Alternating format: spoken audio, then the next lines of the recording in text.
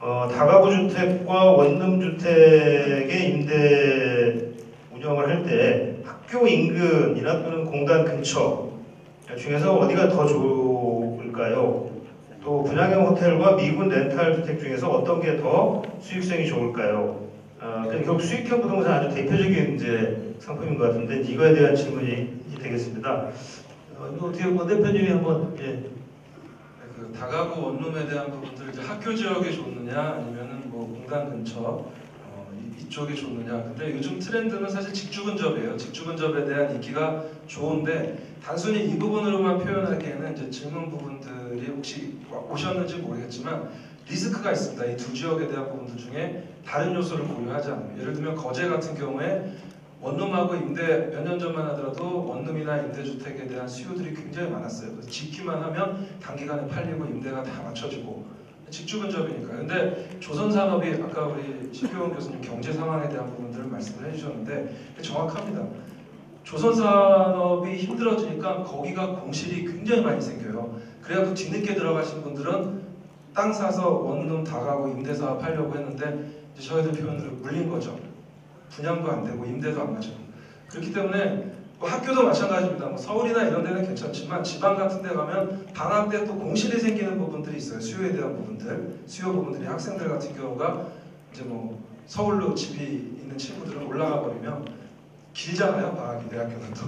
그러니까 공실에 대한 또 리스크가 있고. 그래서 지역을 굳이 따지자면 직주 근접이 좋지만 가장 고려할 부분들은 기본적인 역세권 부분들을 가져가야 됩니다. 원룸 가구라든가 다가구에 대한 임대 부분들은. 그리고 이제 분양형 호텔하고 그리고 또 뭐였죠? 분양형 호텔과 미군 렌탈 지역을 얘기를 들어보면 미군 렌탈 같은 경우에는 상당히 우리가 들어보기에는 낯선 임대 상품이에요. 평택이라든가 오산 지역에서 미군 부대가 이전을 하면서 그런 상품으로 포장을 해서 많이 팝니다. 고수익을 제시를 하면서. 근데 여러분들이 주의하셔야 될 부분들이 미군 주택은 미군 주택과에서 실사를 나와서 거기에 득한 사람들, 이제 그 공인중개사도 미군하고 상대하는 리얼티라는 그런 공인중개사가 있는데 거기하고만 임대가 돼요. 그래서 많은 상품들이 미군 렌탈 사업을 한다라고 포장을 하지만 실질적으로 주택과에서 이 부분들을 득하지를 못하면 대부분 이러한 상품들이 미군 부대 근처라든가 입지가 그렇기 때문에 일반인들이 들어가서 임대를 하기에는 힘든 상품입니다. 그런 리스크가 굉장히 큰 요인들이 있어요. 물론 미군에 대한 주택과에서 허가를 받은 상품은 일반적인 오피스텔보다는 수익률이 높습니다. 시간상 다 말씀을 드리긴 뭐하지만 미국 국방부에서 책정하는 그 계급이라든가 결혼 여부라든가 이런 걸 따져서 주택 임대에 대한 지원을 해주는데 그게 굉장히 미국은 커요. 근데 이 사람들이 그거를 임대 수익 부분들을 적은, 그러니까 싼 거를 얻었다고 차액을 돌려받는 게 아니기 때문에 이 사람들은 무조건 책정된 거 풀로 다 채워서 임대를 하려고 합니다. 그래서 그런 허가를 받은 부분들은 좀 수익률이 날 수 있지만 그런 것들이 주택과에서 나와서 다 허가를 내주는 게 아니고 또 리얼티하고만 그런 공인중개사 득한 미군 주택과에서 그런 업체하고만 진행을 하기 때문에 그건 굉장히 좀 리스크가 큰 부분이라서 고려를 해야 되고, 분양형 호텔들을 좀 말씀을 드리자면 분양형 호텔 같은 경우에는 지금 수요자들이 많은 분양형 호텔들을 분양을 받습니다.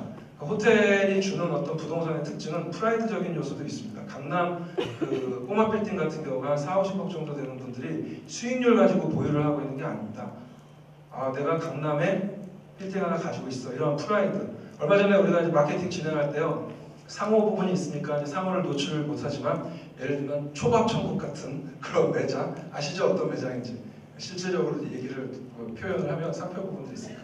근데 그런 매장하고 샤넬 같은 매장 부분하고 수익률은 초밥천국이 5%고 샤넬 매장이 4%예요. 그럼에도 4%의 샤넬 매장을 가지고 분양을 받는 분들이 계세요. 프라이드 때문에. 나 샤넬 매장 하나 가지고 있어. 임대 주고 있어. 그러니까 이러한 요소들이 있는데 분양형 호텔들이 그런 프라이드를 줄 수 있는 요소 부분들이었는데 시장에 나온 상품들이 진짜 호텔이 없어요. 그러니까 여러분들 보시면 고수익률 10% 이상을 보장을 해준다라고 하지만 실질적으로 상품에 대한 컨셉을 보면 수익을 보장해 줄 수 있는 구조가 객실만 운영을 해서 보장을 해준다라고 하는데 그 부분들은 사실 현실성이 좀 떨어지는 부분입니다. 우리나라에는 워커힐 호텔이라든가 신라 호텔이라든가 이러한 5성급 호텔들이 분양한 사례가 없죠. 근데 이러한 호텔들은 객실뿐만이 아니라 위락시설이라든가 이런 부대시설에 대해서 수익 부분들이 많이 발생이 되거든요. 그러니까 이제 드리고자 하는 말씀은 분양형 호텔 같은 경우 제시하는 수익률 부분들을 줄 수 있는 지급구조가 안 되지만 굉장히 또 유망한 것도 호텔 부분이에요. 우리나라에 뭐 요즘에 사드 때문에 뭐 중국인 관광객 보복 관광으로 인해서 뭐 관광 부분들을 취소한다라고 하는데 중국 여권 보급률이 지금 5%밖에 안 돼요. 한 4% 정도밖에 안 되거든요. 우리나라 여권 보급률이 50%가 넘습니다. 그러니까 우리나라 10분의 1밖에 안 되는 거예요. 이 사드 문제는 뭐 여러 가지 정치적인 요소도 있고 뭐 정권 부분들이 있고 얼마 전에 이제 탄핵에 대해서 또 대선 정국이 오지만 지나가는 소나기입니다. 실질적으로 뭐 중국과 외교 단절까지 이루어지고 이러지는 않을 거거든요. 벌써 대중국하고에 대한 무역 규모가 단절을 하면 우리도 피해를 보지만 중국도 피해를 볼 수밖에 없을 정도로 볼륨이 커져 있습니다. 지금. 그래서 중국의 여권 발급률이 이게 한 4%밖에 안 되는데 이게 어느 정도 한 10% 정도만 올라오면 관광객에 대한 수요 부분들이 상당히 커질 수 있는 잠재적인 볼륨들이 있다는 거예요. 관광 산업이. 그러면 분양형 호텔들 같은 경우에서 아까 말씀드린 5성급 호텔 부분들이 없었는데 5성급 호텔에 대한 부분들이 좋은, 예를 들면 서울, 부산, 제주도 관광객들이 많이 오는 지역이죠. 특히 제주도 같은 경우에는 우리나라에서 뭐 수도가 서울이지만 호텔 가동률이 가장 높은 지역이 제주도예요. 그러니까 이러한 곳에서 수익 구조가 탄탄해질 수 있는 구조를 갖춘 그러한 5성급의 규모나 5성급의 매출 구조, 수익성을 줄 수 있는 구조가 탄탄한 부분들은 메리트가 있습니다. 그래서 선별 부분들을 하는 부분들이 중요하고요. 뭐 요즘에 이제 그 분양형 호텔들이 중저가 부분들은 난립을 하고 객실 단가가 경쟁을 통해서 낮아지고 하는 부분들이 계속 공급이 됩니다. 제가 아까 서두에 기조 발언을 할 때 수요 공급에 대한 얘기를 말씀드렸잖아요. 공급 물량에 대한 부분들도 중요하다.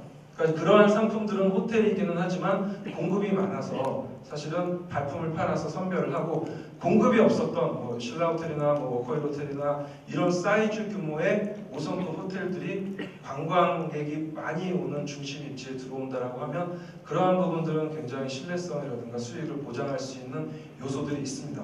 그래서 아까 미군 기준은 말씀을 드렸고 분양형 호텔도 선별을 해서 진행을 한다라고 하면 여러분들이 투자하시는데 도움이 될 수 있을 것으로 보여집니다. 네, 결국은 이제 뭐 다가구나 원룸은 직주 분접이 중요한데 그것보다도 일단은 역세권을 우선으로 하면 일단 최소한의 안전판은 좀 될 것 같다 이렇게 좀 저는 이해를 했고요. 그다음에 이제 뭐 분양형 호텔과 미국 렌털 주택 같은 경우는 그야말로 뭐 옥석을 잘 가리면 될 것 같고 그다음에 옥석은 아까 이제 말씀하신 몇 가지 이제 포인트들 그런 것들을 좀 유념을 해서 저희가 투자를 할 때 유념을 해야 될 것 같습니다.